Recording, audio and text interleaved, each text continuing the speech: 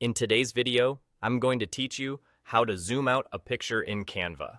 If you've ever zoomed in a little too far on an image and want to bring it back so the full photo shows up neatly inside its frame, this quick walkthrough will get you there with confidence. Start by opening the Canva project you're working on. Once your design is on screen, find the specific picture you want to adjust. Click on it to make sure it's selected, then double-click the image.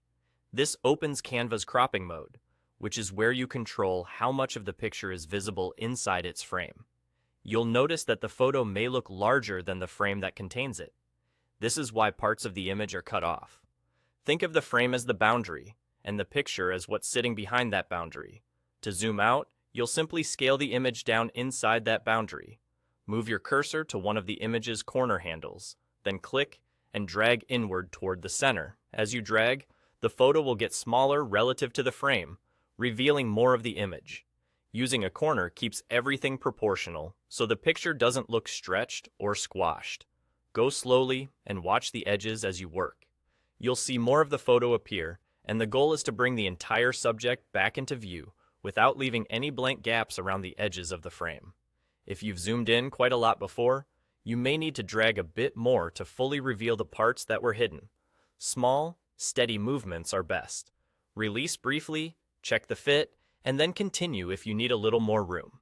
As the image scales down, keep an eye on important details like faces, text, or key objects so they remain clearly visible and well positioned within the frame.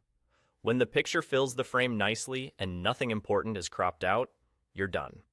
You've successfully zoomed out the image and fit it back into its frame, all without distorting it or changing your layout.